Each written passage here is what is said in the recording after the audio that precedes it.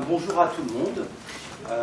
Il me revient le plaisir de commencer cette conférence sur la pédagogie sociale, c'est un bien grand mot, que nous allons vous faire à plusieurs voix avec des représentants de différentes associations, différents groupements qui composent actuellement le chantier de pédagogie sociale. Je suis Laurent Hoth. Je suis éducateur, enseignant, j'ai été longtemps dans l'éducation nationale avant de la quitter il y a maintenant quelques années.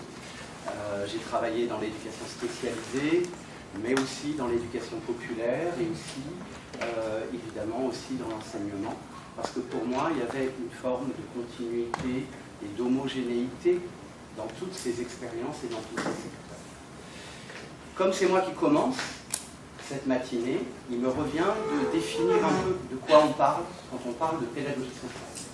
Il me revient aussi de montrer en quoi la pédagogie sociale fait ressortir des actions, des modalités d'intervention que vous allez voir décliner par les intervenants qui vont prendre la suite et qui vont vous parler à la fois de leur pratique, de leur réflexion et de leur théorie. Et moi, il me revient ici d'essayer de faire le cadre. Le concept de pédagogie sociale a été créé par une pédagogue sociale polonaise dont peu de gens ont entendu parler, qui s'appelle Elena Radlińska.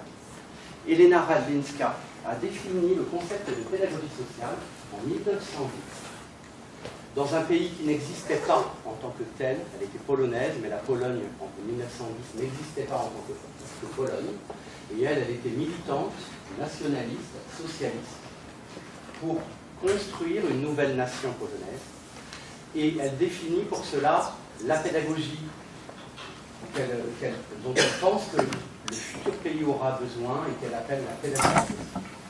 Elle définit la pédagogie sociale comme la pédagogie de la totalité de l'existence. Pour elle, il s'agit d'une pédagogie qui ne concernerait pas que les apprentissages, mais qui concernerait aussi la vie en société, qui concernerait aussi le social. Elle imagine la pédagogie sociale comme une espèce de très grand chapeau à l'intérieur duquel on retrouverait l'enseignement, l'éducation spécialisée, l'éducation populaire. Pour elle, la pédagogie sociale, c'est ce qu'il y a tout en haut, c'est-à-dire justement la pédagogie de la vie sociale, la pédagogie de la vie en société. Elle a un mot d'ordre. Il y a 2 ans, avec des amis, nous avons obtenu et fait faire une nouvelle traduction d'un ouvrage d'Elena Radlińska, qui est publié chez l'Harmattan, qui s'appelle « Aux sources de la pédagogie sociale ». Et quand on lit les textes d'Elena Radlińska, qu'on a modernisé, on voit qu'il y a une espèce de leitmotiv, une espèce de mot d'ordre qui revient sans arrêt, socialiser l'éducation. Et je crois que c'est quelque chose qui est un peu notre point commun. C'est-à-dire qu'il s'agit de socialiser l'éducation, c'est-à-dire qu'il s'agit de faire de l'éducation le lien social même, mettre l'éducation au cœur de la cité plutôt que de l'enfermer dans l'école. Mettre l'éducation dans la rue plutôt que d'en faire une affaire familiale. Utiliser la nécessité des sociétés humaines d'éduquer les enfants comme un moyen de créer du lien social. Socialiser l'éducation. Et ça suppose aussi de changer de regard sur ce qu'on appelle le social. Vous savez, il y a un social pesant, il y a un social chiant, il y a un social qui nous promet des moments difficiles, de la fatigue. Dans nos sociétés, nous avons fait du social quelque chose de chiant. Pas nous, parce que nous sommes les enseignants Fresnel, les meilleurs, mais certains de nos collègues, on ne va pas dire que du mal, bien que je m'en sois un peu fait une spécialité, mais certains de nos collègues vont vous dire « Oh là là, dans ma classe, j'ai 3 cas sociaux, j'en ai 6, j'en ai 7, enfin, je ne sais pas comment ils les comptent d'ailleurs, parce que j'aimerais bien connaître un cas qui ne serait pas social. » Mais en tout cas, vous voyez, cette espèce d'idée que le social, c'est ce qui va nous empêcher de fonctionner, qui va nous ralentir, qui va nous alourdir, qui va rajouter de la complexité. Cette idée, cette illusion que le social, finalement, c'est nécessaire, obligatoire, on en est tous conscients, mais que finalement on est quand même prisonnier de cette vision dans laquelle le social nous alourdit et que les tâches nobles de l'éducation, de l'enseignement, ne serait pas sociale. Et alors, si elle n'était pas sociale, moi j'aimerais bien savoir ce qu'elle pourrait être. En pédagogie sociale, nous avons l'expérience, la certitude, mais parce que nous l'avons rencontrée, pas parce qu'on a la science infuse, parce qu'on en a juste fait l'expérience, parce qu'on a juste eu la possibilité de le vivre. Nous avons fait l'expérience que le social n'est pas un problème, mais une solution. Nous avons tendance à complètement inverser les choses. Le social, c'est de l'énergie. Et on voit bien que les structures qui vont tenter de limiter les problématiques sociales, de les faire rentrer dans des cases, de trouver des ajustements, de trouver des remédiations, de trouver des inclusions, de trouver des prises en charge, tout ça pour neutraliser les problématiques sociales, comme quand on entend qu'il ne faut pas que les jeunes se regroupent en face du collège, ça me fait quand même un peu rire, quoi. Ils se regroupent tout. Eh bien, nous pouvons faire l'expérience que, justement, le social, une fois qu'on a complètement géré le social comme un problème, il n'y a plus d'énergie. On se retrouve dans des institutions qui sont mortes, qui ne vivent plus. Des institutions où on s'ennuie, des écoles dont on a envie de partir, des collèges qu'on a envie de quitter. Hier, il y avait la projection du film Enfance invisible, ici, et il y avait Cassandra qui était là, avec nous, et qui avait vu le film. Et à la fin du film, elle parle, on lui demande de parler de son expérience à l'école. Tout le monde n'est pas pareil, hein. Ça aurait été sa sœur Isabella, elle aurait dit, elle devait venir, mais elle n'avait pas pris sa douche. Et elle devait être là. Et Isabella vous aurait dit qu'elle a tout l'amour qu'elle a eu pour l'école. Cassandra, c'est pas ça. Donc Cassandra, elle a dit, on l'a interrogée sur son vécu scolaire en France, et elle a dit, c'est pas l'école, elle a dit, c'est moi. Elle a dit, c'est moi. Moi, l'école, j'aime pas. Alors, il y a des enseignants qui sont un peu culpabilisés, qui ont dit, non, mais c'est parce qu'on t'a pas bien accueilli. C'est parce que tu n'as pas été accueilli comme il fallait, on n'a pas suffisamment ouvert les portes, facilité les choses pour toi. Elles sont rapides. Non, pas du tout. C'est juste que j'aime pas l'école. J'aime pas me lever. Et que j'aime pas lever le matin. Et en fait, on a beaucoup de mal à imaginer que peut-être que l'école, c'est pas la solution pour tout le monde. Que c'est peut-être pas la solution pour tous les enfants. Que c'est peut-être pas le mieux, pour certains oui, sans doute. Pour tous, j'en suis pas convaincu. J'en étais convaincu. Ou plutôt, j'acceptais l'idée que c'était forcément la solution pour tout le monde, sans l'avoir jamais beaucoup questionné ni beaucoup critiqué, comme une évidence, comme beaucoup de gens. Mais aujourd'hui, je dois dire que je n'en suis pas convaincu, et c'est la rencontre avec des personnes comme Cassandra, c'est la rencontre avec des personnes comme ça, qui vont justement nous montrer que dans ces divergences, dans ces différences, dans ces conflictualités, il y a de l'énergie sociale. Alors ou bien on va en faire un problème, et on va dire comment on va amener les jeunes roms à l'école. Et ça fait tant et tant d'années qu'on se pose la question. Et avec les gens du voyage, les gitans aussi. Ou bien on ouvre le problème, et on se dit, est-ce que l'école est la solution?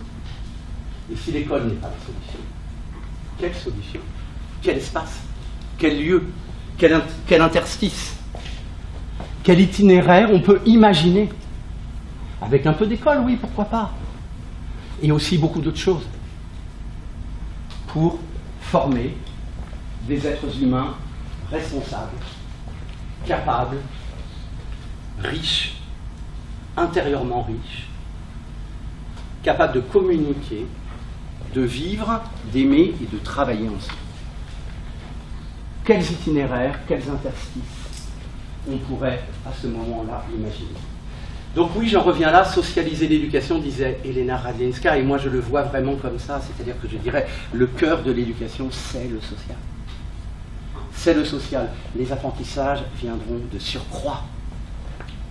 Tout le reste viendra de surcroît, et d'ailleurs nous ne savons pas comment les enfants font pour apprendre, mais ils apprennent. inévitablement, à partir du moment où nous avons construit les structures, les espaces sociaux nécessaires à ce qu'ils se développent, eh bien oui, ils apprendront, oui, ils se développeront, oui, ils s'épanouiront, et ça échappera à notre contrôle. Je crois que la première fois où j'ai eu le sentiment de faire de la pédagogie Freinet, ou de comprendre ce qu'était la pédagogie Freinet, j'étais remplaçant, j'étais tout jeune, j'étais, comment on disait encore, remplaçant pour 2-3 jours, il y avait un terme pour ça. Zile, j'étais zile. Et je me souviens, un de mes collègues un jour m'a dit, moi j'ai rien, je prépare jamais ma classe. Moi je prépare pas. Il me dit, tu sais comment je fais? Je rentre dans ma classe. Et il y a une feuille qui est par terre, parce qu'il était remplaçant comme moi. Et il disait, moi je prépare pas évidemment quand je suis remplaçant. Mais quand j'arrive dans une nouvelle classe, disait-il, il disait, parfois il y a une feuille qui traîne par terre à côté du bureau. Et ben je la prends. Et à partir de ce que je trouve, on va créer toute la journée. Et là, j'étais là, waouh! C'est absolument génial. Je sais exactement ce que je veux faire, c'est ça. C'est-à-dire être suffisamment disponible, être suffisamment débarrassé de toutes mes préoccupations sérieuses, adultes, sociales, professionnelles, enseignantes, être suffisamment libre de tout ça pour pouvoir attraper une feuille par terre. Et alors là, les gamins, c'est le scotch. On va vivre quelque chose à partir de quelque chose qu'on attrape, quelque chose qu'on prend, quelque chose qu'on saisit. On va saisir le moment. Et là, on va vivre une relation authentique. Parce qu'elle est née de là où on est. Elle n'est pas née dans ma tête, elle n'est pas née dans mes préoccupations d'enseignant, elle est née de la situation. Et en fait, c'est ce qu'on fait en pédagogie sociale. Les intervenants qui vont suivre vont vous donner des exemples du vécu, mais vous verrez que ce sont des liens que l'on peut trouver, c'est-à-dire justement cette idée qu'à un moment donné, on va se saisir d'un moment. Et ce moment, on va le transformer, et on va essayer d'en faire un moment fondateur. Parce qu'on pourrait dire, oui, la pédagogie institutionnelle, c'est travailler en dehors des institutions. Et c'est vrai que dit comme ça fait un peu furieusement, un peu anard, quoi. La haine des institutions, ah oui, les institutions, ils sont anti-institutions, etc. C'est pas ça. C'est pas ça. C'est plutôt cette idée de fonder quelque chose à partir du moment. Pourquoi? Parce qu'on ne sait pas ce qui va se passer après. Honnêtement, les enfants avec qui on est, on ne sait pas si on sera encore ensemble avec eux demain. On ne sait pas quel sera leur itinéraire. Je serais bien incapable de savoir ce qui va leur être utile plus tard. Je serais bien incapable de savoir qu'est-ce qui va leur donner de l'énergie dans 10 ans ou dans 15 ans pour continuer et vivre la vie qu'ils vont avoir. Et ma seule manière, c'est que nous puissions avoir un moment présent où nous allons développer notre conscience individuelle, notre conscience collective, notre capacité à nous éveiller, notre capacité à être ensemble, à travailler ensemble, à se socialiser. Je sais que c'est ça que nous pouvons faire de mieux. Et évidemment, je ne maîtrise pas la vie. Et ça, évidemment, c'est souvent en dehors des institutions que ça peut se faire, mais ça peut se faire aussi dans l'institution, comme la feuille que l'on ramasse dans la salle de classe. Voilà, on avait dit 10 minutes par personne, j'ai tenu mon temps. Je vous remercie.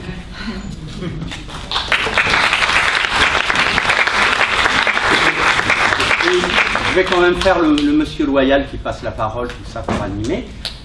Et donc je passe la parole à Abdelnasser Pochet, qui se présentera. Bonjour. Donc Abdelnasser Pochet, je suis permanent à l'association Intermède Robinson. Et en fait, bon, du coup, à cause d'avant-hier, j'ai pas une voix qui est super forte là. Mais nous avons. On a un micro. Enfin, non, c'est pas ça. C'est ça. Je vais couper de moi. Vous m'entendez? Et ben, en parlant de voix cassée, justement, je tenais à remercier les gens qui étaient présents pendant le concert parce que ça a été quelque chose de très important pour nous.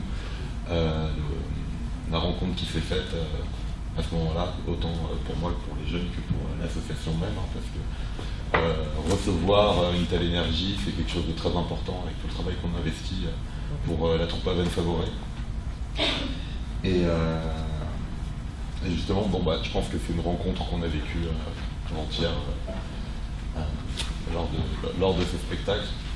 Et c'est un peu de ça dont il s'agit à Aven Favoré. Pour resituer un peu la manière dont on travaille, à Aven Favoré, on a commencé il y a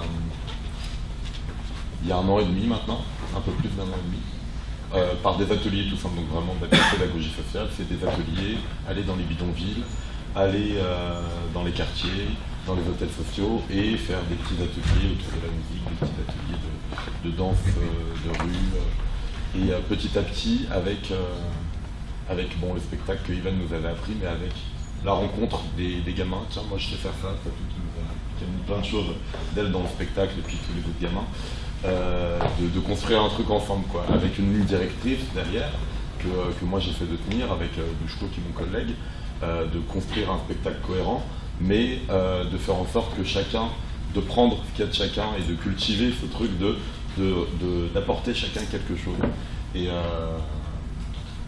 à l'association Internet Robinson, on l'appelle aussi Culture Robinson des fois par rapport à un ancien nom. Et je trouve qu'il y a quelque chose de très cohérent là-dedans. Parce qu'on le sait, pour avoir un jardin qu'on cultive, la culture c'est pas uniquement planter, entretenir un peu et récolter. C'est planter, entretenir, récolter, puis replanter, entretenir, récolter, replanter, entretenir, récolter, encore et encore et encore. À chaque fois en apprenant un peu de ses erreurs, à chaque fois en essayant de comprendre un peu mieux ce qu'on est en train de faire. Et c'est ce qui se passe à chacun de nos concerts, c'est ce qui passe à chacune de nos répétitions. De ce qu'on a vécu avant, du vécu qu'on a construit. On va apprendre encore, on va cultiver la fête, parce que c'est vraiment ça, c'est une culture de la fête. C'est une école de la fête, parce qu'on apprend, mais on apprend tous ensemble, et c'est une culture parce qu'on cultive encore et encore ce truc de la fête, ce truc de la rencontre, qu'on a si bien réussi tous ensemble il y a 2 jours. Et ça nous a appris beaucoup, autant que nos échecs nous apprennent beaucoup aussi. Mais c'est un moment formidable, là, parce que du coup, c'est vraiment une consécration de pouvoir se reconnaître dans l'autre comme ça. Tu parles un peu de la troupe, comment elle est composée? Comment on arrive à faire quelque chose avec la précarité? Du coup, on travaille, on fait le choix de travailler dans les endroits où ça se passe mal, dans les bidonvilles, dans le quartier et dans les hôtels sociaux. Et c'est toute...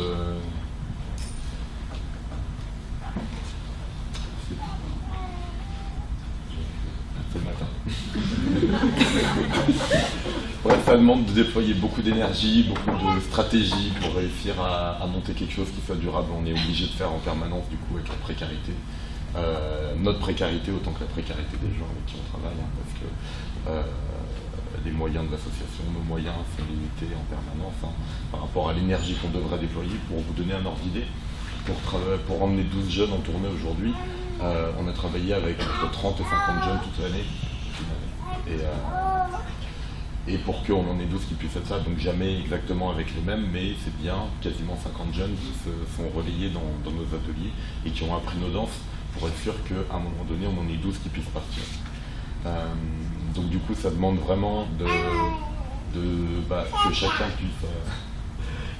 puisse donner quelque chose du spectacle, mais aussi qu'on puisse construire un spectacle qui soit à géométrie variable, avec des choses qui puissent évoluer, avec des jeunes qui vont être là très souvent et qui vont pouvoir se tenir, et d'autres tenir avec quelque chose dans le spectacle, et d'autres qui vont être là un peu de temps en temps, qui parfois vont être là pendant très longtemps et puis d'un seul coup vont disparaître, on ne saura pas pourquoi. Puis peut-être qu'ils reviendront 6 mois plus tard, 1 an plus tard, c'est ce qui nous arrive souvent.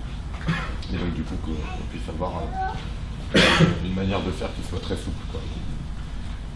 On a par exemple en milieu d'année, alors qu'on avait un spectacle qui marchait du tonnerre, on avait eu des sacrés succès avec une troupe vraiment solide, des propositions de chorégraphie vraiment solides, on a eu successivement l'expulsion de 2 camps dans lesquels était contenue la moitié de notre troupe. Donc ça veut dire une dizaine d'enfants qui d'un seul coup se sont retrouvés à l'autre bout de la région, à 100 km, sans téléphone portable, sans adresse fixe, à devoir changer un peu tous les jours d'endroit. Alors on essaie de trouver le moyen de les contacter. Il y en a aujourd'hui qui sont revenus, il y en a qu'on ne voit plus, il y en a avec qui on se passe des coups de fil de temps en temps.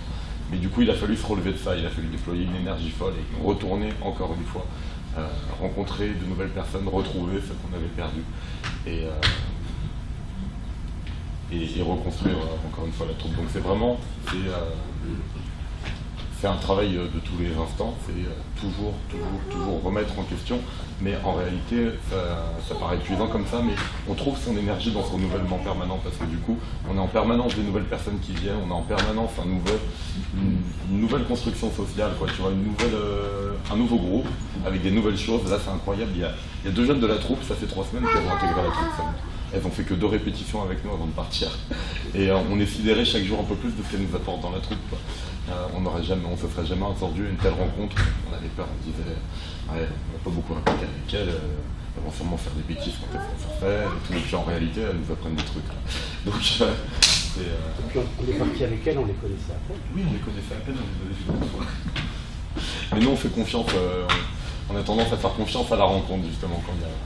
Et à sentir les choses aussi, plutôt que de se dire, plutôt que d'essayer d'analyser. Des fois, on va sentir la relation et dire, bah tiens, là, il y a quelque chose. On ne peut pas le laisser partir, on ne peut pas le laisser filer sous le prétexte qu'on a des doutes, on a des peurs, on a des craintes. On se débarrasse, un peu comme disait Laurent. On se donne la liberté de prendre ce risque-là à un moment donné et de se lancer dans l'aventure avec des gamins qu'on ne connaît pas forcément très bien. Et du coup, il y a un truc qui se crée, il y a une énergie qui se crée vraiment dans la troupe de ces allers-retours, de ces gens qui partent, qui reviennent, mais qui, quand ils vont revenir, auront des souvenirs communs avec les anciens de la troupe qui seront là aussi. Donc il y a vraiment toute une histoire de la troupe qui s'écrit. Même en si peu de temps, en un an et demi, on en a vécu des choses. Et ouais, il y a une histoire de la troupe et il y a un vécu commun. Et du coup, il y a un genre de cercle vertueux qui se crée avec les gens qui sont là depuis le début et qui ont cette qualité d'accueil. Et ben, derrière, il peut y avoir qu'une autre qualité d'accueil et qu'une qualité dans le don que les gamins vont faire sur scène. C'est un peu, voilà, donc c'est un peu comme ça qu'on travaille. Et après, peut-être que cette fois, on peut parler de son vécu, je pense. Donc ça veut dire ce qu'elle a vécu, tout ce qu'elle a apporté aussi, et puis ce qu'elle a. Des rencontres qu'elle a pu faire aussi à la troupe. Mais je pense que c'est ce que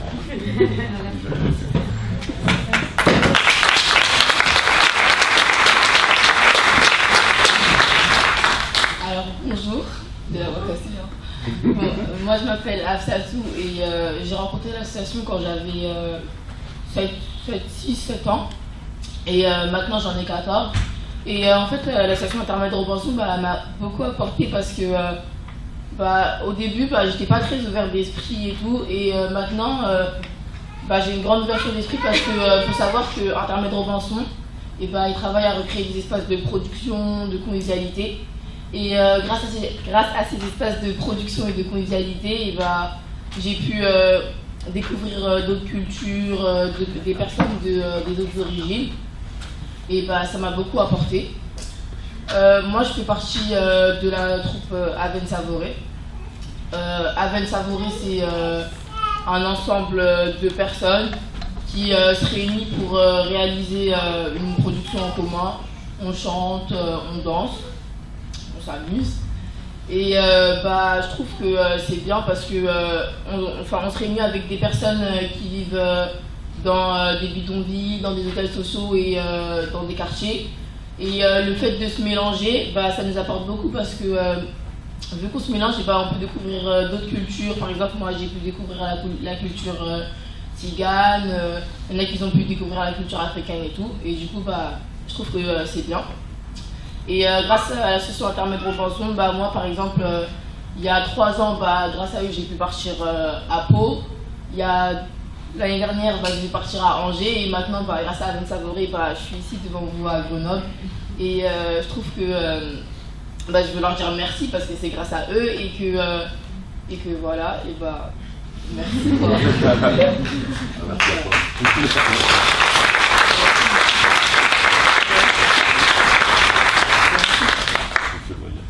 Comme tu veux, tu n'as pas d'autre chose que tu aurais eu envie de dire Non, c'est bon. D'accord, merci. Merci à toi. Avant de repasser la parole, juste mon rôle de Monsieur Loyal, c'est peut-être ressortir des choses qui ressortent, peut-être des petits mots comme ça, de ce que disait Abdel. Moi, j'entends un truc qui, à mon avis, on partage tous, c'est-à-dire cette difficulté de continuer. On ne sait pas si dans 2 mois, dans 3 mois, on pourra continuer. Cette difficulté de continuer, cette difficulté de se projeter que nous avons dans nos actions, mais en même temps, cette impossibilité d'arrêter. Vous voyez comment ça se passe. Difficulté, continuer paraît invraisemblable, s'arrêter est impossible. Et au fond, on travaille sur cette nécessité-là. C'est-à-dire qu'on n'a pas le choix, en fait. Pourquoi on fait ça? Parce qu'on n'a pas le choix. Peut-être que ça peut paraître paradoxal, mais peut-être que la liberté, c'est ça aussi. C'est justement de saisir ces nécessités-là et d'en faire une énergie pour avancer. Et par rapport à ce que dit Afsatou et à cette ouverture, c'est que moi j'ai envie de dire, c'est nous qui devrions dire aussi merci à Afsatou, c'est une évidence, parce qu'il y a l'ouverture bien sûr, mais il y a cette chaleur, surtout, qui va faire que dans cette ouverture, les gens vont se sentir bien. Et ils vont avoir envie de rester et de revenir. Et cette chaleur, nos gamins, ils y donnent une énorme part. Je sais pas quelle ordre on a fait. Donc je passe la parole à Josiane. Bonjour. Donc je m'appelle Josiane Galter et je suis membre de l'association Terrain d'Entente à Saint-Étienne, qui existe depuis 6 ans. Et qui propose également des ateliers de rue et peu à peu des choses qui se développent au fil du temps à partir des envies et des besoins qui se manifestent avec les enfants et avec les adultes. Je voudrais revenir sur certaines choses. Adèle disait, on va là où ça va mal. C'est vrai que c'est vraiment une volonté de rejoindre les personnes où ça va mal, qui sont oubliées, qui embêtent tout le monde. J'ai travaillé pendant 20 ans au conseil départemental comme puéricultrice et je me suis rendu compte peu à peu un espèce de retournement, parce que notre lecture, notre lecture avec beaucoup, c'est ce qui est inacceptable, c'est des situations d'injustice totale, de discrimination, de violence sociale absolument brutale de plus en plus. C'est pas les gens eux-mêmes qui sont inacceptables. Et je me suis rendu compte que dans l'institution où j'allais, eh bien les gens nous emmerdaient vraiment. Ils venaient et on n'avait plus rien à leur proposer. Il y avait des situations où les difficultés étaient telles qu'on pouvait que les renvoyer eux-mêmes en leur disant c'est pas la peine de revenir la semaine prochaine, j'aurai la même réponse. Et je le ressens de plus en plus, ça, d'une manière de plus en plus brutale. Et il y a une espèce de verrouillage. Et je pense que dans toutes ces institutions, on se fait vraiment du mal en se verrouillant à ce point. Et ce que je sens beaucoup, c'est le fait de faire ce premier pas, parce qu'il y a forcément un premier pas à faire, et c'est notre part à nous, c'est d'aller à la rencontre et d'être dehors avec tout le monde. Et après, il y en a un autre, c'est d'essayer d'apprendre de cette réalité-là. Et c'est un énorme boulot absolument passionnant, mais c'est vraiment un énorme travail, parce qu'on peut vite se tromper. C'est vrai que c'est l'idée, on a tous dans la caboche, et puis on nous dit tout le temps sans arrêt que quand on est pauvre, parce que c'est difficile, c'est qu'on manque de quelque chose, c'est qu'on n'a pas forcément toutes les aptitudes. Malgré nous, on l'a dans la tête, ça. Quand on arrive auprès de personnes qui traversent vraiment des difficultés qui sont parfois immenses et globales, et de s'efforcer, de se rendre vraiment disponible, et de comprendre, ça demande d'y bosser sans arrêt. Nous, à Terrain d'Entente, on a 2 réunions par semaine d'équipe. Alors l'équipe, c'est une équipe très fragile, comme a nommé Laurent. On est tout le temps dans la précarité, donc on a quelques permanents comme moi qui travaillent bénévolement, et puis tous d'autres qui nous rejoignent, des jeunes en formation, d'éducateurs, des services civiques. On participe nous aussi à la précarité, parce que du coup c'est notre seule ressource pour tenir, et puis des jeunes en emploi aidé, donc là aussi ça va être bien vite remis en question.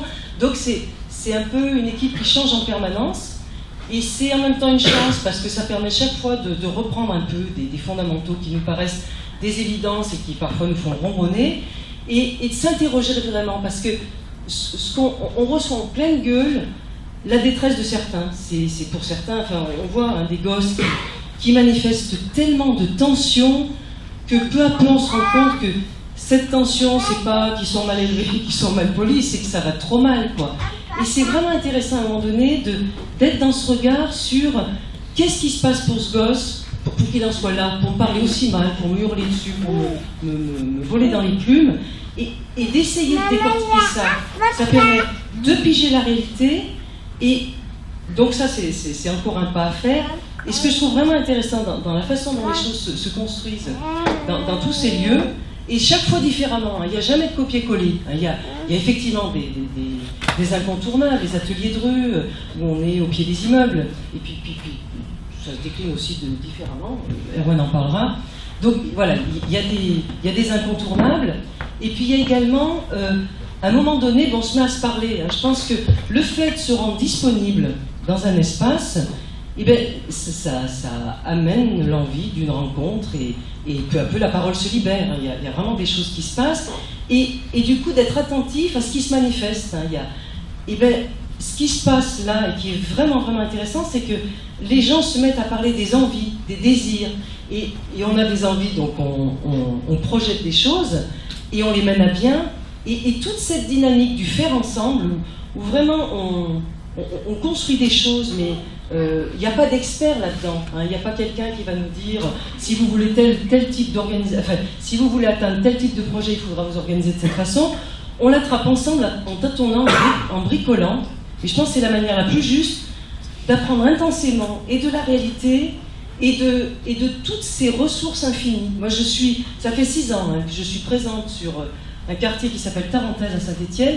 Je suis de plus en plus époustouflée par tout ce qui s'ouvre à nous, par tout ce qu'on va continuer à développer, et en partant avec nos mains. C'est, comme je viens de dire, on a de temps en temps des opportunités de personnes qui viennent avec des savoir-faire particuliers, mais on apprend déjà ensemble à développer des savoirs, et surtout, ça met vraiment en évidence tous ces savoirs qu'on ignore aujourd'hui dans la société. J'ai pu parler là du Café des femmes dans un atelier, et on parlait du salon de thé. À un moment donné, je n'aurais jamais imaginé, puis je me sens absolument aucune aptitude à ouvrir un salon de thé. Et ces femmes elles-mêmes avaient une très très forte envie, et avaient plein d'expériences, de repas collectifs, d'ouverture aussi, de kebab, de choses comme ça. Donc on s'était dit pourquoi pas, et on a saisi une opportunité. Et bien ça m'a permis de réaliser les capacités très professionnelles qu'il faut décliner pour tenir un salon de thé et pour que ça fonctionne vraiment. Et puis aussi toutes ces capacités à savoir porter les galères. On a eu évidemment des galères, il y a toujours des choses imprévisibles. Et ce que j'ai trouvé vraiment intéressant quand on a un peu fait le bilan des courses, c'est de se dire, moi j'ai été parfois déstabilisée par des moments où je me disais mince, j'avais pas du tout prévu que ça se passe comme ça, et cette capacité à rebondir tout le temps. Et ces femmes me disaient, mais tu peux nous faire confiance, les galères c'est notre quotidien. Et j'ai entendu vraiment, mais c'est un vrai savoir ça. Savoir tenir dans la galère, et surtout pas savoir se laisser enfoncer là-dedans. Alors, il y a des moments, je trouve qu'on a toute notre place tous ensemble, parce que, voilà, je vais juste finir ça, puis je redirai notre idée. Non, mais parce que j'étais dans mon brouillon, en fait. Voilà, ces savoirs, ils sont déterminants, ils nous font très très peur. Le savoir RSA, c'est infini, parce que c'est la précarité permanente, et on n'a jamais de quoi joindre les deux bouts, et en même temps on y arrive quand même, parce qu'il y a peut-être la voisine, parce qu'il y a peut-être des petites choses comme ça qui vont se profiler. Donc il y a une espèce d'aptitude à se saisir de toutes les opportunités possibles, et à être très attentif aussi à ce qui se passe autour de soi. Ça, c'est un truc que je ne sais pas faire. Des Roms un jour m'avaient dit, mais toi tu ne saurais pas vivre dans un garage, c'est clair, je serais perdu, et je pense que j'y laisserais complètement mes plumes. Il y a des savoir-faire très profonds qui sont extrêmement précieux pour que la société, elle se bâtisse avec de l'harmonie. Voilà, donc il y avait ça. Il y avait aussi, j'ai entendu des choses, je voudrais vraiment remercier tous ceux qui ont su organiser, tous ceux qui ont participé au congrès, parce que ça m'a permis de préciser des choses, et j'ai vraiment aimé toute cette volonté qu'on a eue tous ensemble de vouloir un peu mieux comprendre les choses. Et en même temps, je trouve qu'on dérape vite sur, en tant qu'enseignant, on a des choses à transmettre, on a des choses à enseigner, forcément face à des gens qui ne savent pas. Et je crois que les savoirs, alors bien sûr il y a le savoir académique, et il a certainement son utilité, mais tous ces savoirs de la vie, du quotidien, on ne sait plus du tout s'y appuyer dessus, et ça nous rend très pauvres, très vulnérables et très démunis. Alors que si on rentre dans une façon de construire les choses tous ensemble, on est porté par ça aussi. Enfin, moi je me rends compte que je suis solide aujourd'hui de tout ça, alors qu'effectivement, je me rends compte que les horizons se ferment, ne serait-ce qu'au niveau de tout ce qui est du champ social. Hein. C'est assez incommensurable hein, comme les choses se passent. Donc je pense que... Je vais juste regarder si j'ai pas oublié quelque chose à dire. Ça serait trop long. Ça serait trop long. C'est proposé dans l'atelier en fait. Oui, ce que j'avais aimé, j'ai compris Paulo Freire cette année, et j'ai trouvé, mais totalement, je me suis sentie totalement en accord. Et lui, ce qui nous invitait en tant qu'éducateur, en tant qu'éducateur, c'est à s'immerger dans le milieu. Et ce qui signifiait, c'est qu'on n'apprend jamais tout seul, et c'est pas l'apprentissage, c'est pas qu'une question intellectuelle. On apprend essentiellement en vivant des choses ensemble, en les construisant et en se parlant. Et ce que je me suis rendu compte beaucoup quand on a partagé dans différents ateliers, c'est ce sentiment d'être très seul. Et ça nous met totalement en panne. Et je pense qu'on est vraiment en capacité, parce qu'on a toujours su le faire, je pense qu'il y a vraiment besoin de reconstruire des espaces où on se parle tranquillement. J'ai beaucoup aimé Frédéric Jésus, a beaucoup insisté sur tous ces espaces éducatifs qu'il faut aujourd'hui qu'on valorise absolument. Et c'est des lieux, c'est tous les espaces où l'enfant circule, d'abord avec ses pairs, avec ses potes, et puis tout le reste. Et moi je me rends compte aujourd'hui, on commence à démarrer des petites choses avec l'école. C'est très balbutiant, c'est très difficile, et je sens essentiellement de la crainte et de la peur de la part des enseignants. Alors que ce que je comprends beaucoup, c'est que ce qu'on sait des gosses, ça peut vraiment être complètement utile pour proposer un enseignement qui serait, qui serait à la mesure de ce qui se vit réellement sur le quartier. Je me dis, c'est pas envisageable d'imaginer qu'un enseignement, ça peut être partout pareil. Enfin, ce qu'on prévoit dans une école, c'est forcément au regard de ce qui est autour de nous. Et je pense que les pédagogues sociaux, on a cette place tous ensemble parce qu'il y a des choses qu'on connaît un peu parce qu'on les vit au quotidien. Voilà pour l'essentiel.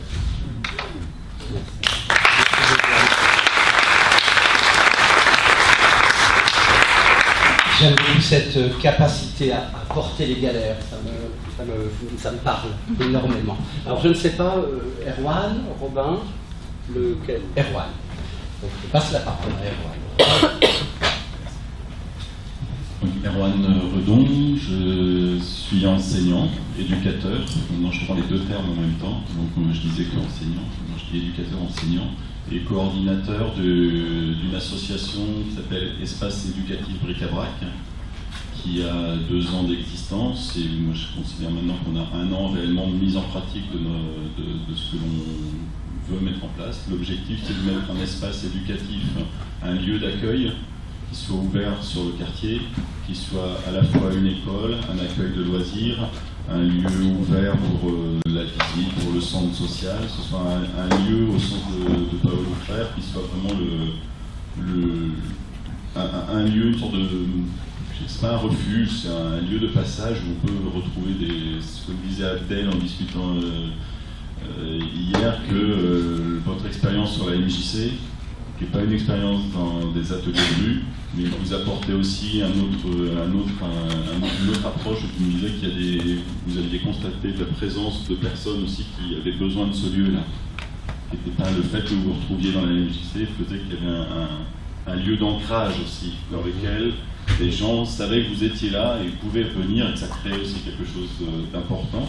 Et l'idée que j'avais, moi, suite à mes expériences dans l'éducation nationale, que j'ai quitté en fin 2014, c'était ce sentiment-là, c'est de sentir que dans les classes, dans l'école, à chaque fois qu'on essayait de travailler avec les familles dans la sensibilité que tous viennent de décrire là, d'accueil, d'accompagnement du social, et de ne pas s'en tenir juste à notre partie enseignant, juste sur la technique pédagogique et le savoir des enfants, il y avait quelque chose de cet ordre-là, de l'ancrage et du contact et de la sensibilité qui se passait avec les familles, qui était extrêmement important par rapport à l'aspect social d'accompagnement des familles, par rapport à ce que ça touchait auprès des enfants.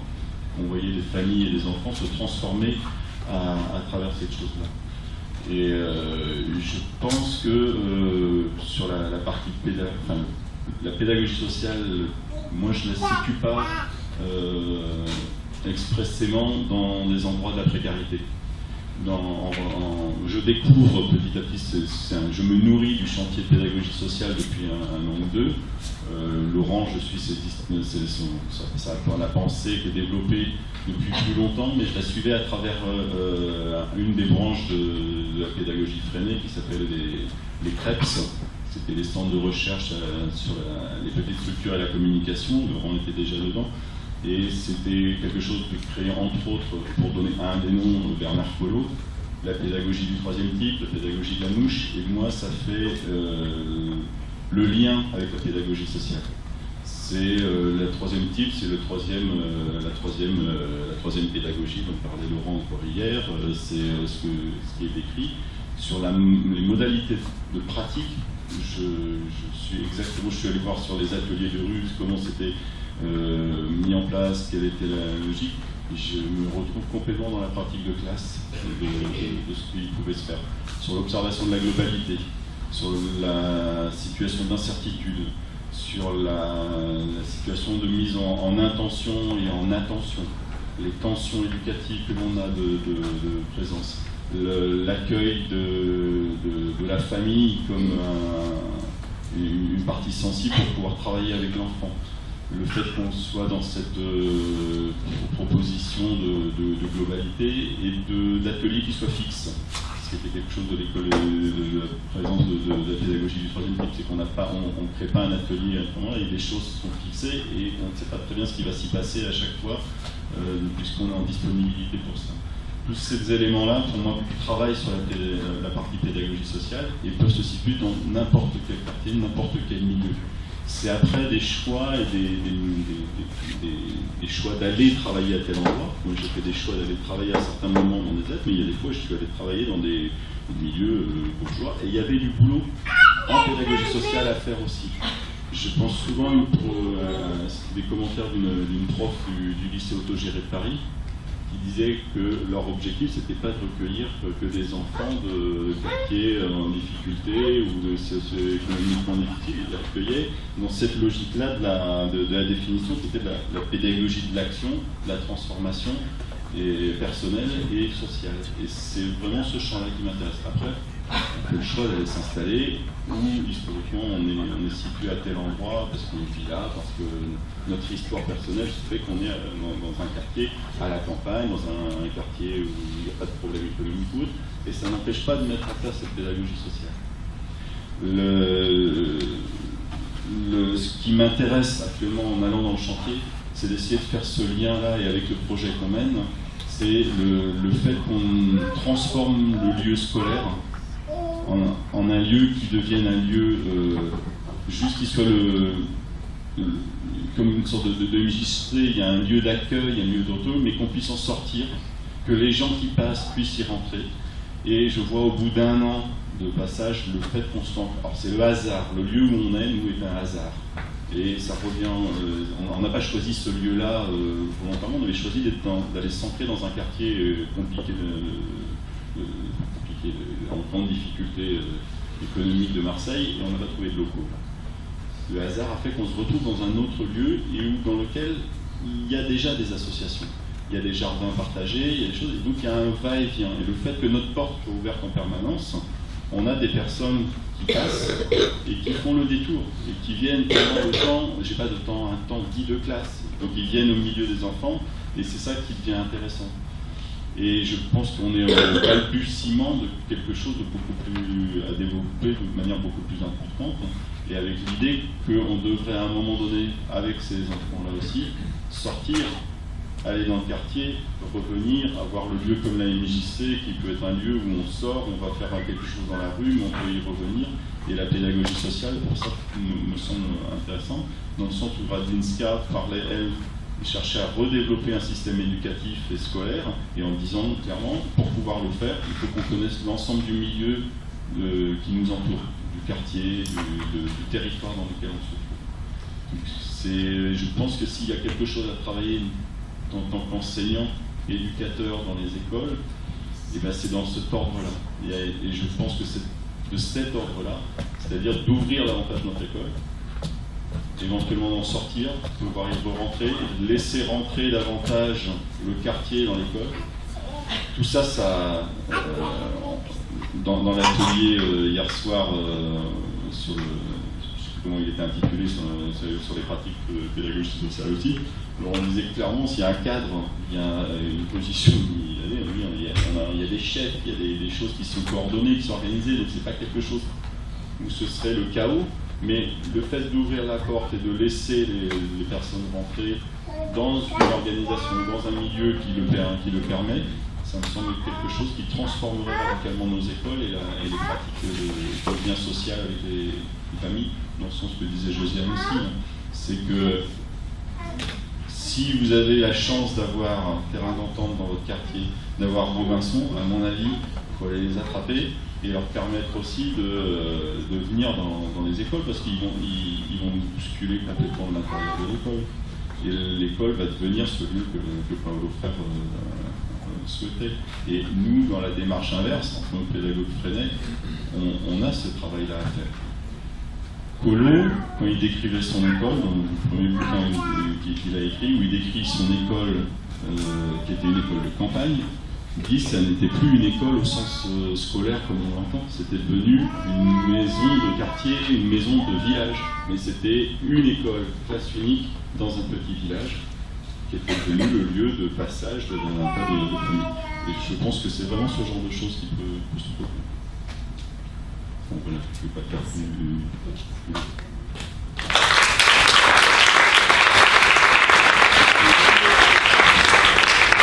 Toujours j'ai envie de ressortir 2-3 choses, de la même manière que j'avais pu exprimer l'idée que le social, les problématiques sociales ne sont pas attachées à des publics particuliers, mais que c'est une énergie perdue pour tous si nous ne la saisissons pas.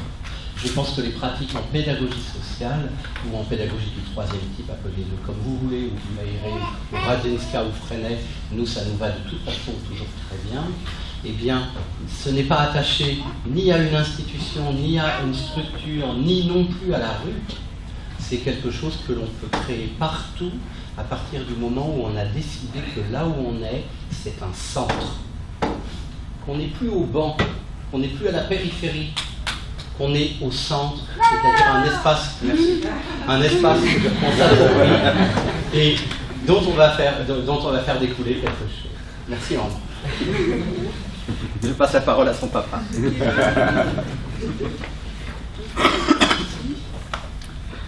Alors, je compte sur les tabaguiens dans la salle pour venir en renfort si on me congé. Ouais, Ambre, voilà. Désolé. Laurent parlait tout à l'heure de comment on saisit la situation. C'est vrai que nous, une question qui revient souvent quand on dit on fait des ateliers de rue, c'est vous faites des ateliers de quoi à chaque fois, on ne sait pas trop quoi répondre, ça change tout le temps, ça dépend. Parce que effectivement, c'est ça, on se saisit de la situation pour créer une nouvelle situation à partir de là, mais qu'on crée ensemble. Juste, on la saisit pas tellement dans l'instant, on va en saisir parfois dans l'instant, dans l'instantanéité, pour profiter d'une occasion spécifique, mais c'est aussi d'une situation qui se construit dans la durée. Petit à petit, où on va essayer de créer une continuité d'atelier en atelier, suivant ce qui a été fait les fois d'avant, ce qui a été commencé, amené. Voilà, et on va aussi se doter d'outils pour créer ces situations, d'une fois sur l'autre. Donc là on a les conseils démocratiques qu'on fait à chaque fin d'atelier, où on va discuter de qu'est-ce qu'on a envie, qu'est-ce qu'on peut faire. Puis on va partir au départ, on va partir de ce dont on a besoin, qu'est-ce que c'est les nécessités, qu'est-ce que c'est nos priorités pour le groupe, pour les gens qui sont ici maintenant, de quoi est-ce qu'on a besoin. C'est pour ça que une des constantes là dans les différentes structures qui pratiquent la pédagogie sociale, c'est la place énorme que va prendre la cuisine et l'alimentation, Ça, à chaque fois, c'est quelque chose, que ce soit dans nos temps, dans nos activités ou même dans nos budgets, c'est une très grosse part de ce qu'on fait. Ça va être l'alimentation parce que c'est le premier besoin. Mais voilà, du coup, à partir de là, vont découler d'autres besoins. On va ensemble en découvrir, s'en partager d'autres et essayer d'y répondre collectivement à chaque fois petit à petit.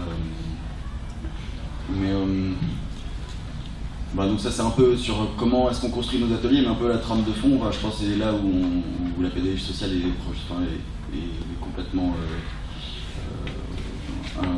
fait partie, et raccord avec la pédagogie que je connais, c'est la vocation émancipatrice des ateliers, de ce qu'on fait. C'est la trame de fond, c'est comment est-ce qu'on fait pour avoir des enfants, Laurent disait des enfants riches, heureux, qui ont envie d'aimer, d'apprendre, de travailler, mais aussi des enfants libres, c'est ça, des enfants et des gens libres.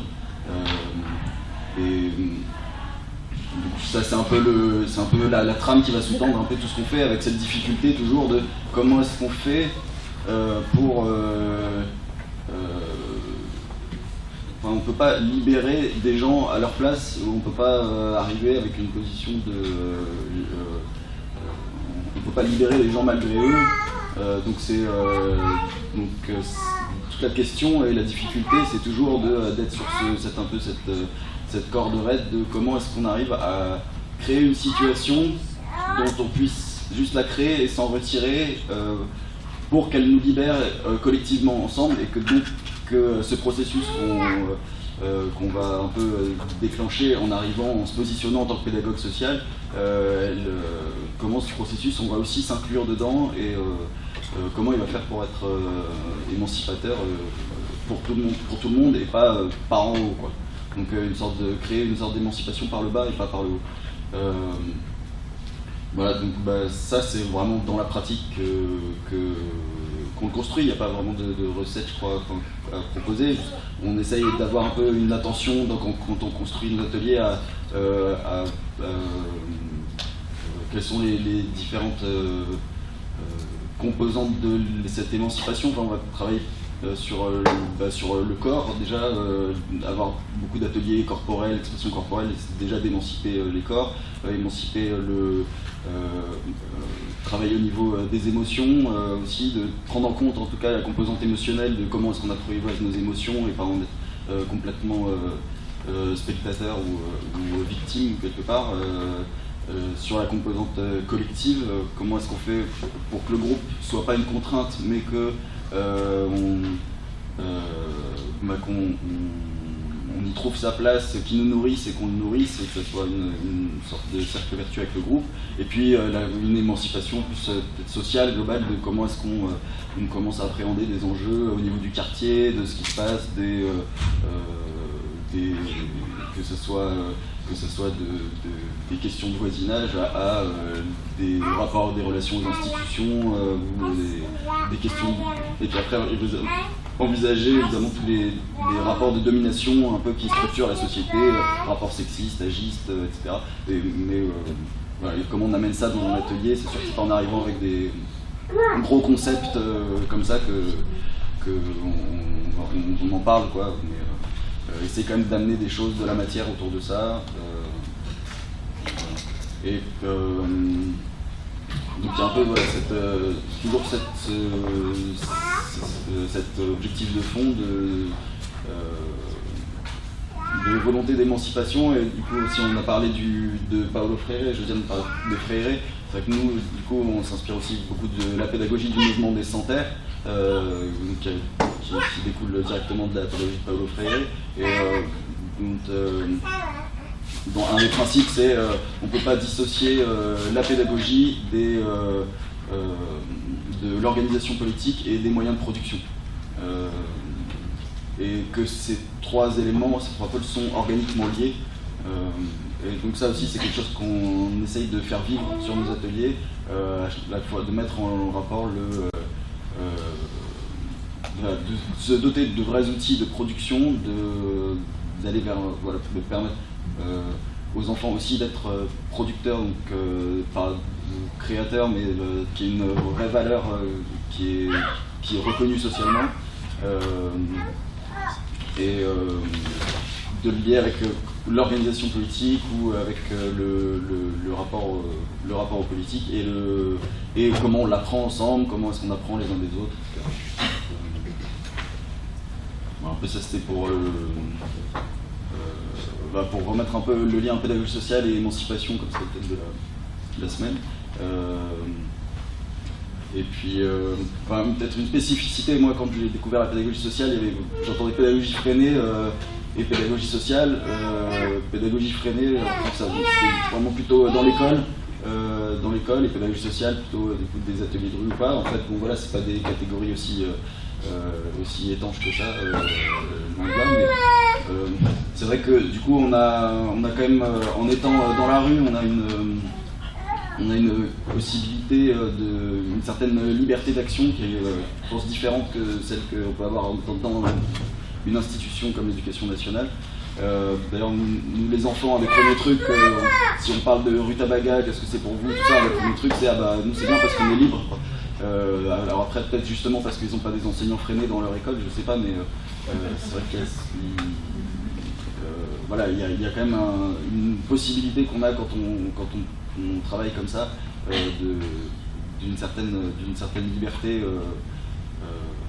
qui est plus difficile à mettre en place, je pense, dans le sein de l'école. Puis aussi le fait qu'on travaille à partir de l'émancipation, elle se fait à partir de la pratique collective, c'est pas juste une émancipation des individus, les rend plus autonomes individuellement, mais de comment est-ce qu'on devient plus autonome en travaillant ensemble. Et en pédagogie freinée, le problème c'est qu'on est un peu limité à un groupe classe, c'est forcément à partir du groupe classe qu'on travaille, que là, nous, la marge de manœuvre qu'on a en plus, c'est la possibilité qu'on a on va travailler avec des groupes sur les ateliers, donc ça va être déjà des groupes changeants, mais aussi après, à partir de là, on va pouvoir faire des groupes, par exemple travailler avec un groupe de femmes sur une activité particulière, emmener un groupe d'ados sur autre chose, et donc ça va être à chaque fois des groupes différents, et donc des rapports de domination différents qui peuvent se jouer ou qui peuvent être identifiés à l'intérieur du groupe et du coup sur lesquels on va pouvoir travailler ensemble. Donc ça permet d'élargir un peu le champ d'émancipation possible. Voilà. Et après une dernière, un peu pour finir du coup, là c'est plus un peu coup de gueule. Donc par rapport à l'institution, on n'est pas non plus complètement, libre de faire ce qu'on veut parce qu'on a aussi,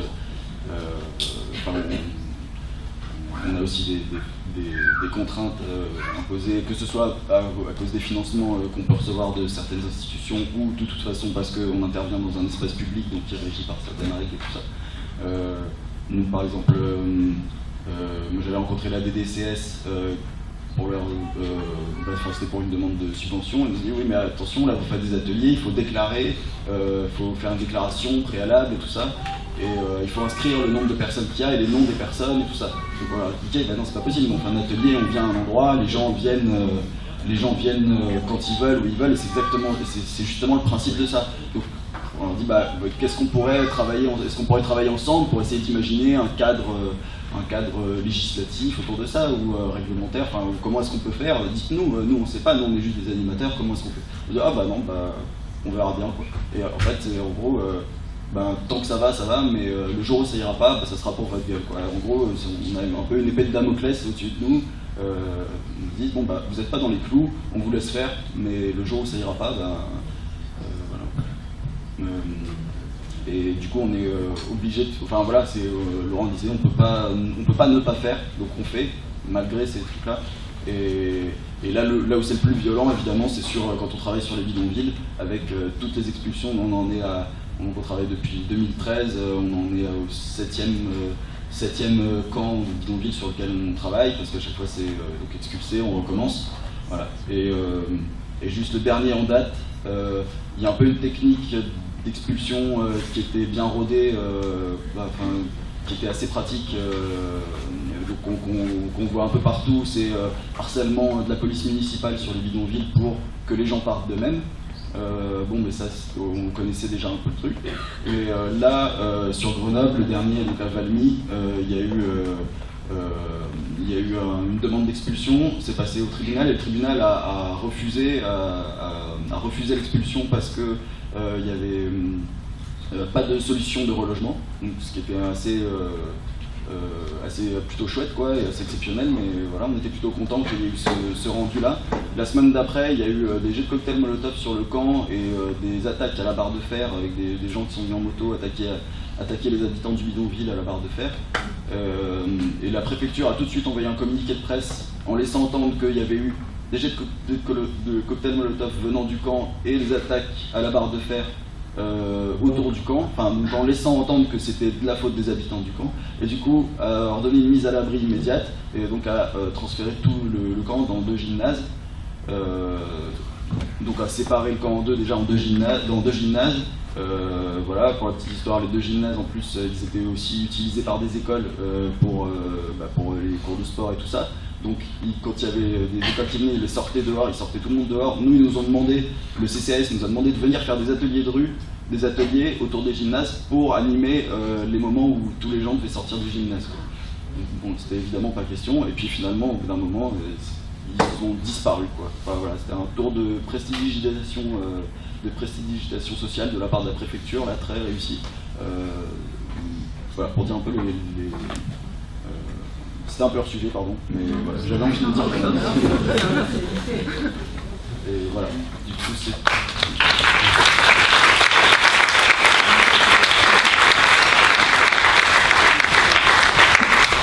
Merci Robin. Voilà, nous avons suffisamment parlé. Je pense que le temps qui nous reste est un temps d'échange. Ce micro est mobile et je veux bien le porter à qui demande la parole.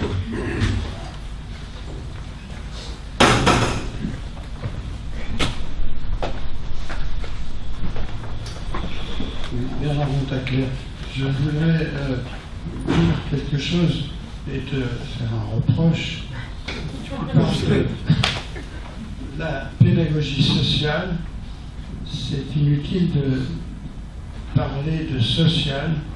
La pédagogie ne peut être que sociale. L'homme est un être social.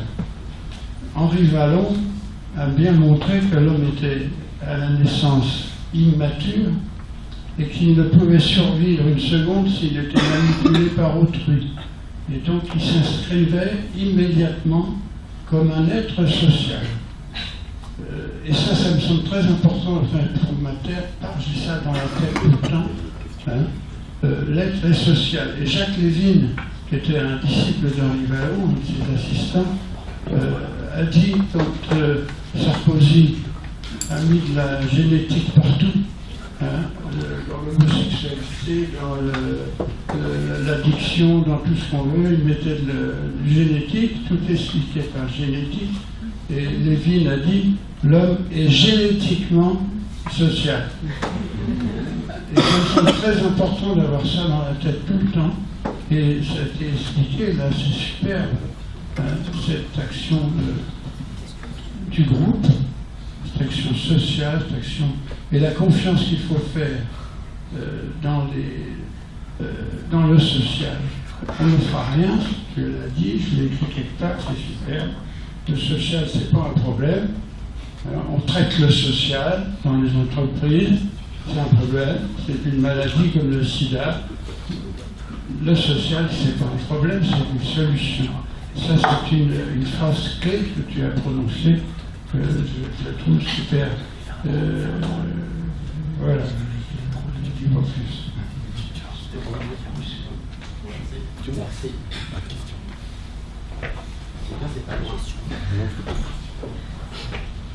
Mais moi, je vais apporter un petit témoignage et puis ensuite une question.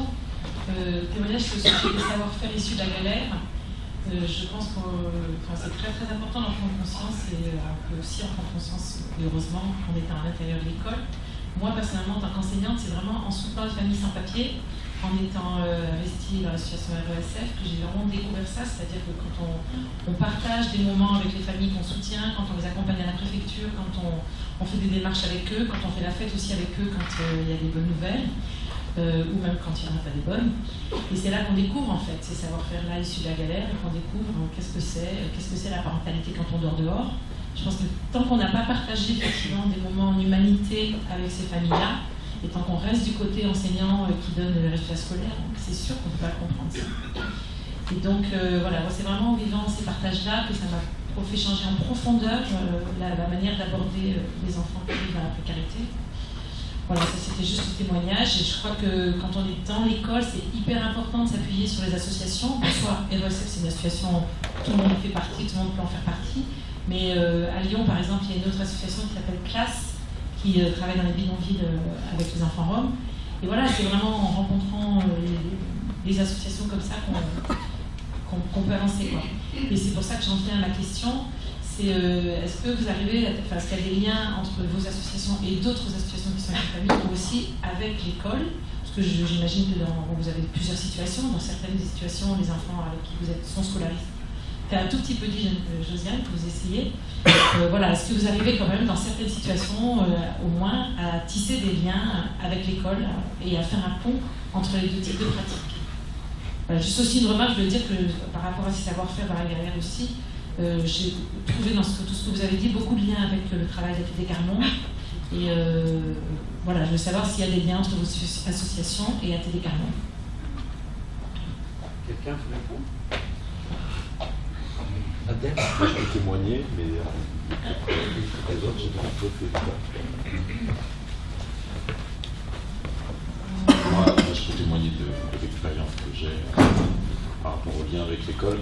Le lien avec l'école, moi, il m'a toujours paru très difficile, très distant, et pas sur la distance. Après, on a des choses aujourd'hui avec l'évolution de notre pratique. Aujourd'hui, on a un espace de vie sociale, internet, on a un classe, donc du coup, on a des liens qu'il faut créer petit à petit avec les directeurs, parce que les liens avec les familles, on les a déjà de toute façon. On a aussi des liens qui peuvent se créer petit à petit, enfin, plus de communication avec l'école, mais je veux dire, sur mon parcours en pédagogie sociale, c'est vrai que ça a toujours été très difficile de se faire reconnaître en tant qu'acteur du coin, de faire comprendre qu'on joue un rôle dans le quartier, qu'on est reconnu pour ça. Donc du coup, c'est vrai que ça demande, et c'est quelque chose qui demande énormément d'énergie pour moi, je pense. C'est la perfection. Après, les autres ont vraiment d'autres choses à dire. Oui, je l'avais évoqué rapidement à un moment donné avec Frédéric Jésus. On a éprouvé le besoin d'essayer de trouver un espace pour qu'on puisse se parler avec les parents, les enseignants et puis les structures du quartier. Parce qu'on sentait, depuis le début, que c'est pour beaucoup, c'est ça le problème dans le quartier, pour beaucoup de gamins, il y a de la souffrance à l'école, c'est des gamins qui disent « j'ai pas de cerveau », enfin, des mômes qui sont vraiment, que ça met vraiment en difficulté, et des parents qui sont extrêmement inquiets et très très démunis. Donc on avait senti, alors on a des liens avec une structure, avec le centre social du quartier, qui se rend compte, c'est vrai qu'il propose un certain nombre d'activités, et de plus en plus, c'est les habitants d'autres quartiers qui participent à ces activités. Donc ils se rendent compte qu'effectivement, ils sont moins un centre social du quartier que prestataire de services pour un certain nombre de personnes. Donc ils le déplorent et voilà, ils essayent de réfléchir avec nous à toutes ces questions. Et on a pu, pendant un an, là, on a fait l'expérience de rencontrer des enseignants volontaires qui venaient après leur heure d'école, donc il y avait vraiment une portée de bonne volonté.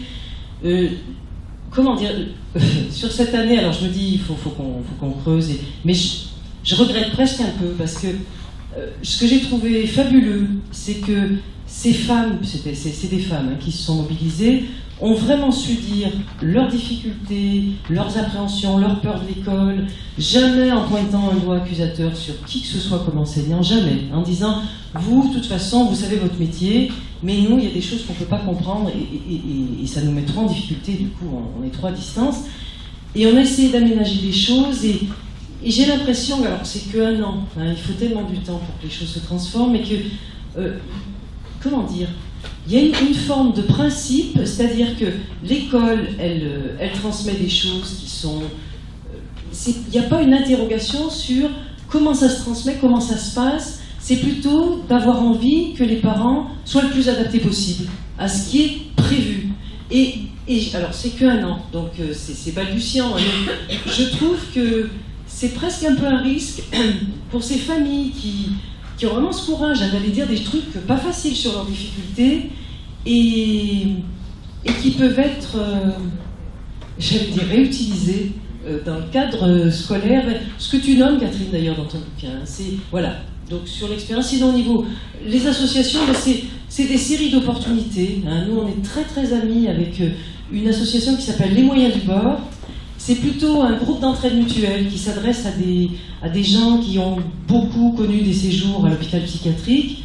Et ce qu'on a trouvé très très intéressant, et on n'imaginait pas, nous, ce qui nous avait séduit chez eux, c'est qu'ils sont beaucoup sur l'expression artistique. Donc ils déploient énormément d'ateliers, ils ont beaucoup plus de moyens que nous. Donc comme on est très opportunistes, ça nous intéressait bien. Et en fait, pour eux, il y a vraiment un vrai échange. C'est souvent des gens qui sont extrêmement seuls, qui sont célibataires, sans famille, sans amis, et d'être contaminés par le pétillant et la joie des enfants et le bruit des familles et le mouvement, ça leur va très bien. Donc voilà, ça c'est une belle association. Je vais réagir par rapport à ce que dit Abdel. J'ai l'exemple exactement inverse, hein. En tant que moi, de l'intérieur de l'école, d'une grande difficulté à avoir des contacts avec le secteur social. Voilà. Donc je pense que c'est ce que je disais tout à l'heure, c'est que c'est une question de positionnement, de choix politique dans le positionnement, mais qui est dans les deux secteurs. On a deux ministères qui sont sur des choses très séparées. Et les acteurs, les auteurs, les éducateurs qui sont issus de l'éducation spécialisée ou des animateurs sont dans un format qui est le format qui est de la même formatage que la plupart des enseignants du côté éducation. Et quand on est dedans, enseignant, éducation nationale ou autre, et qu'on veut se mettre dans cet esprit-là de la pédagogie sociale, et qu'on dit mais à l'extérieur, là, avec les familles, qu'est-ce qu'on peut faire comme lien? Qu'est-ce qu'on peut faire? Est-ce qu'il y a des acteurs sociaux qui sont là aussi et vous avez votre activité en dehors de l'école et ça? Qu'est-ce qu'on a? Une difficulté à rencontrer les gens aussi, à les faire venir dans l'école, ou est-ce qu'on puisse nous sortir? Alors, mais nous, on aimerait sortir. Moi, j'aimerais sortir, venir vous voir avec les énormes difficultés de la même manière. Donc, pour moi, il y a un système global qui fonctionne comme ça en opposition. J'ai envie d'ajouter quelque chose. Faire attention, préciser, on n'est pas des travailleurs sociaux. Les problèmes que nous avons avec l'institution scolaire, on a les mêmes avec le département, on a les mêmes avec les PMI, on a les mêmes avec la prévention, on a les mêmes avec le CCAS. Nous ne sommes pas des travailleurs sociaux. La pédagogie sociale, c'est pas du travail social. Et donc, le problème, c'est que toutes les institutions sont en crise, toutes. Et la pire solution, ce serait de dire on va travailler en réseau. On va être complémentaires. Ça, ce serait l'impasse totale. Et c'est l'idéologie obligatoire. C'est celle qu'on nous sert tous les jours. Non, moi je vous dis, ne travaillez pas en réseau. Ne vous rapprochez pas des associations pour faire réseau avec elles. Soyez libres, autonomes. Faites vous-même le travail social que vous souhaitez pour les enfants qui sont dans votre classe. N'allez pas le quémander à d'autres institutions. C'est ici et maintenant, dans la classe, que ce travail social doit être fait. On ne va pas aller rechercher des éloignés providentiels qui feraient ce qu'on commanditerait, ou ce qu'on attendrait, ou ce qu'on espérerait. Si nous ne le faisons pas nous, ça ne sera pas fait. C'est la classe qui doit être un lieu social. C'est pas une passerelle vers le travail. Je crois que ça, c'est très très important. Parce que vous voyez, ça c'est de la non-pensée. Ah ben, on est tous complémentaires, on va travailler en réseau. Ben non, on fait nos ateliers de rue en face de l'école, et je dois dire avec honte, regret, je n'en sais rien, aujourd'hui je dirais, je m'en fiche. Il n'y a aucun lien. Aucun lien. Les enseignants sont là, à 10 mètres. Il n'y a aucun lien. Et vous savez quoi? Aujourd'hui, ça ne me manque pas. Mais et à eux non plus. Peut-être un jour ça manquera à l'un ou à l'autre et il se passera quelque chose, sans doute à cause d'une personne, d'un hasard, d'une rencontre, de quelque chose d'humain, de quelque chose de vivant. Mais en tout cas, on ne va pas régler le problème institutionnellement, on va le régler par de l'humain. Vous voyez? On ne va pas faire réseau. Vous savez, réseau en anglais c'est net. Vous savez ce que c'est un net? C'est un filet. On va arrêter, on va sortir des filets.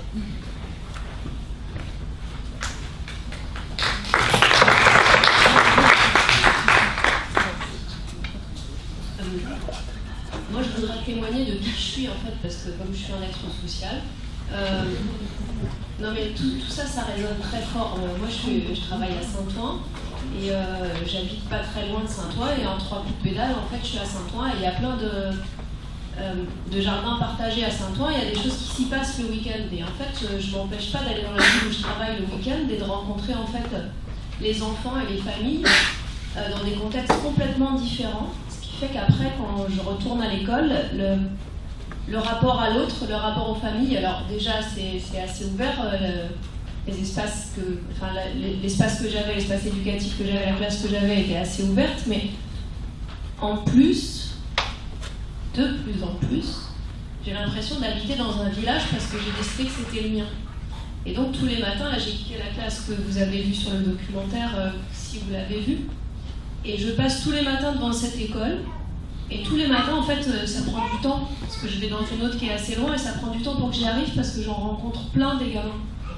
Et donc je m'arrête, et je leur dis bonjour, et je leur parle, et je dis bonjour aux familles, et je fais un signe, et je les rencontre toujours au même endroit ou pas, et toujours sur le chemin, il se passe quelque chose, toujours le week-end, si je me déplace et que je vais là-bas, il se passe quelque chose.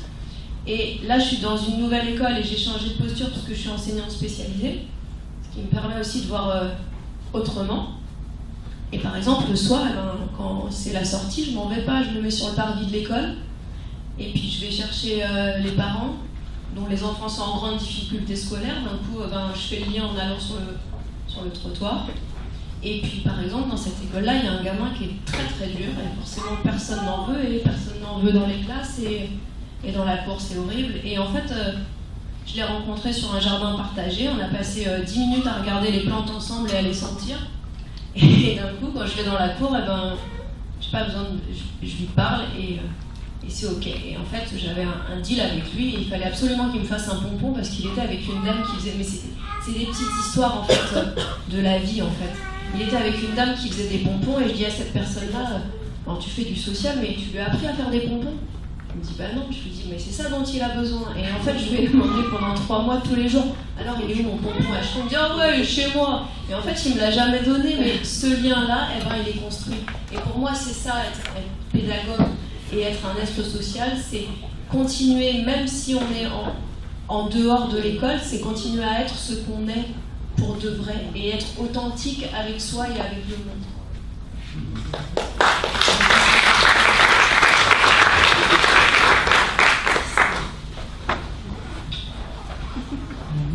Bonjour, moi finalement en l'écoutant, je me suis dit que peut-être je pouvais témoigner d'un cheminement de comment arriver à la pédagogie freiné par le syndicalisme en fait et du coup je trouvais important en effet de rappeler les liens entre la sphère sociale politique au sens noble, au sens politicien, et en quoi ça amène nécessairement vers des pédagogies autres.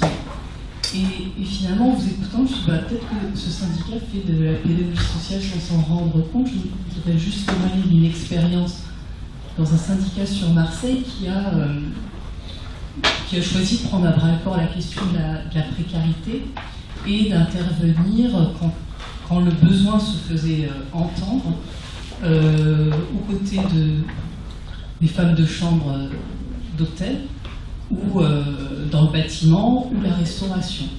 Et on a une expérience qui nous a tous en effet énormément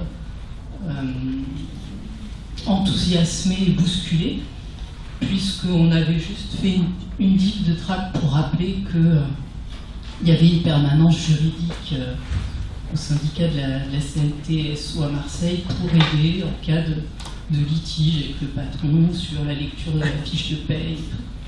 Et puis on rappelait aussi des victoires précédentes qui avaient eu lieu sur Paris, dans des hôtels où les femmes de chambre avaient pu obtenir de nouveaux droits. Et on a été très étonnés de voir que rapidement, beaucoup de femmes sont venues au syndicat pour une demande au départ très précise, en effet, qui était d'heures supplémentaires qui n'étaient pas payées, puisqu'elles sont en général payées à la chambre, payées à la tâche comme autrefois, quoi, hein. Et puis petit à petit s'est construit une relation avec ces dames qui ont mené elles-mêmes des luttes, des grèves, et quasiment en totale autogestion, bien sûr avec notre soutien de caisses de grève, d'aider. Et puis il y a ce besoin qui a émergé de lui-même finalement de vouloir. C'était beaucoup de femmes qui venaient des Comores ou du Cap-Vert et qui étaient en France depuis peu. Et donc ils nous ont fait cette demande d'atelier de français en fait. Puis on avait un copain qui était là, puis du coup a proposé au syndicat des cours en FLE pour aider. Et là maintenant on est à un moment où bon, déjà on a gagné toutes les victoires. Il n'y a eu que des victoires sur les hôtels où ces personnes par le bouche à oreille ont développé des stratégies de lutte. Et puis, comme vous le disiez, on est passé par des fêtes maintenant où on passe aussi du temps à échanger des plats et tout, et on a l'idée prochainement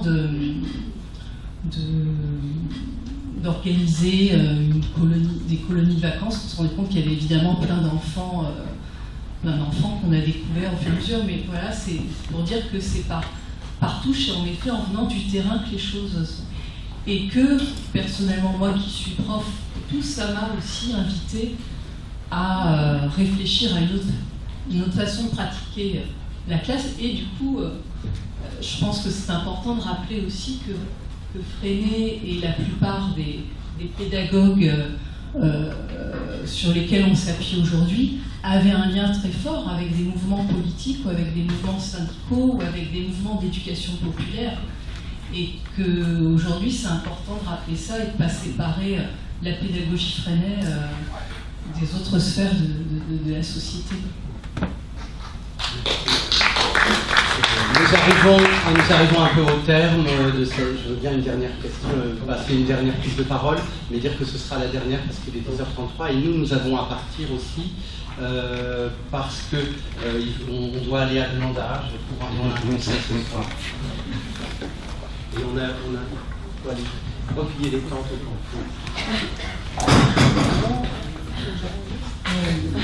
J'aimerais revenir soit à vos expériences, soit à ce que vous pensez pouvoir, qu'il serait possible de s'apporter mutuellement. Vous disiez, Josiane, ce qu'on sait des gosses, ça peut servir à l'école. Voilà.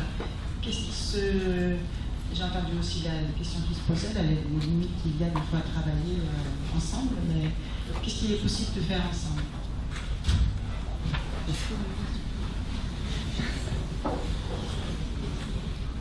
Ça va être compliqué comme mot de fin de poser une telle question. On va dire que c'est là-dessus qu'on en reste. Effectivement, qu'est-ce qu'il est possible de faire ensemble? Peut-être déjà dire qu'on n'est pas si différents. Et que peut-être si le Congrès nous a appris quelque chose et nous a montré quelque chose, c'est qu'on est bien les mêmes, on poursuit bien les mêmes objectifs.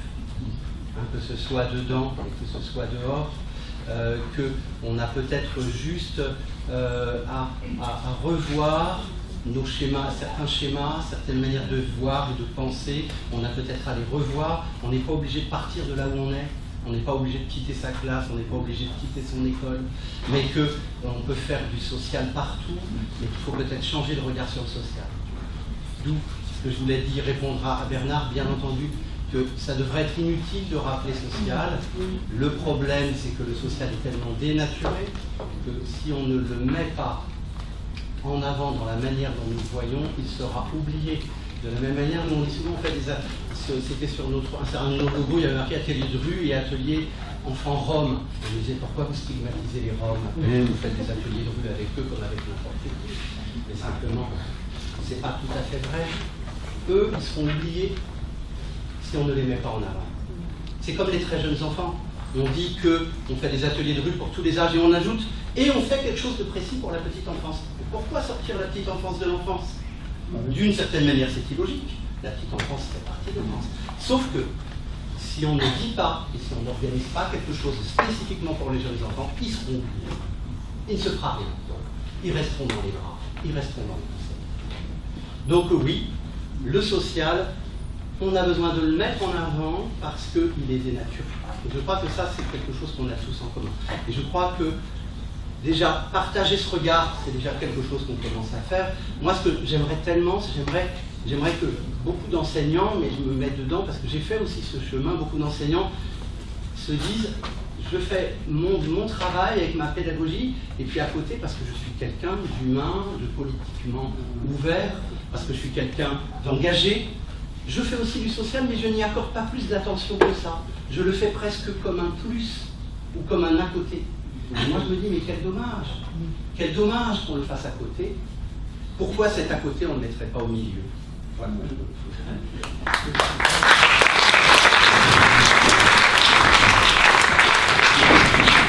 Il y avait marqué atelier de rue et atelier enfants roms. On me disait, pourquoi vous stigmatisez les roms? Vous faites des ateliers de rue avec eux comme avec n'importe qui. Mais simplement, c'est pas tout à fait vrai. Eux, ils seront oubliés si on ne les met pas en avant. C'est comme les très jeunes enfants. On dit qu'on fait des ateliers de rue pour tous les âges et on ajoute « et on fait quelque chose de précis pour la petite enfance ». Pourquoi sortir la petite enfance de l'enfance? D'une certaine manière, c'est illogique. La petite enfance fait partie de l'enfance.